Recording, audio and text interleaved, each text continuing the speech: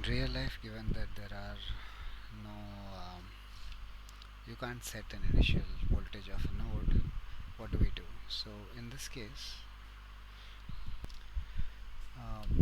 we take the same RC and we actually put a switch across it. That's what this is. So I've put a switch across it,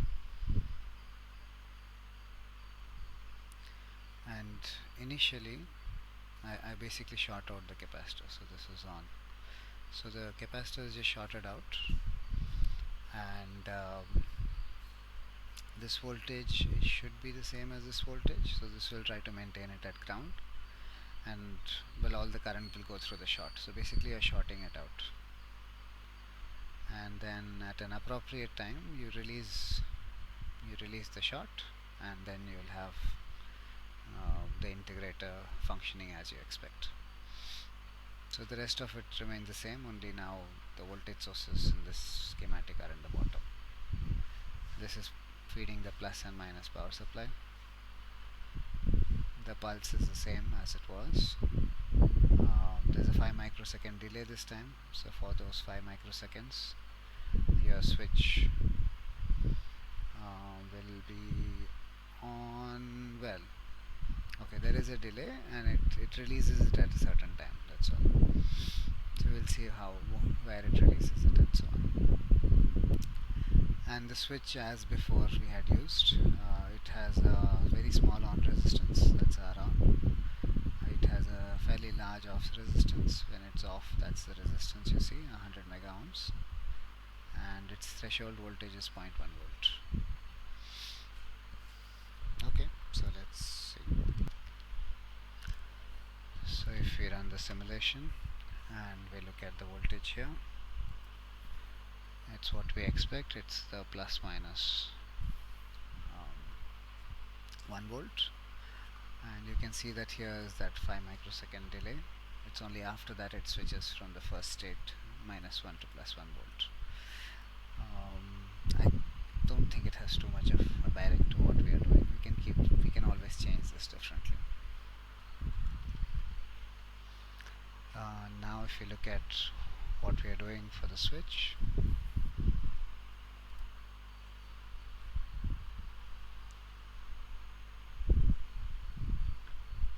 okay,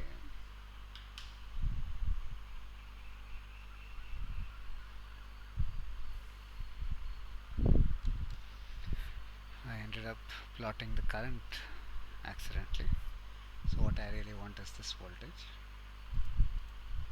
that's VN1. So if I plot that as well as the input voltage, then the switch is on for some time because it's connected to the minus terminal. So when it's low, the switch is actually on, and when it's high, the switch is off. If it had been connected to the plus terminal, it would have got turned on there. And yeah, so if you look at the voltage here, if you look at the output voltage first, the output voltage is held close to 0, and that's because this voltage and this voltage will be the same. This is the narrator action. This node is at ground, so it tries to make this node as close to ground as possible. So that's what's actually happening here. The input is much higher.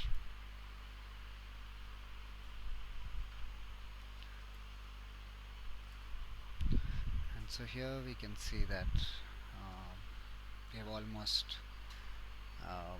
got the plus minus 5 volts that we would have wanted. But as you can see, it seems that we do need to synchronize it. So if we had changed this time, instead of 20, we just moved it by 5 microseconds, and then we simulated it. Now it's going from 0 to 10 volts. So but there's no clipping as there was earlier. So depending on where you release it determines what's happening. So here, if you look at it, this was a negative voltage for for a period, so it accumulated it up to 10 volts, and then when the positive voltage started, because it's inverting, then it started going down, so it's going 0 to 10 volts. So depending on where you release it, you will get a waveform that's off from the ground. So if instead of 15 we made it 17,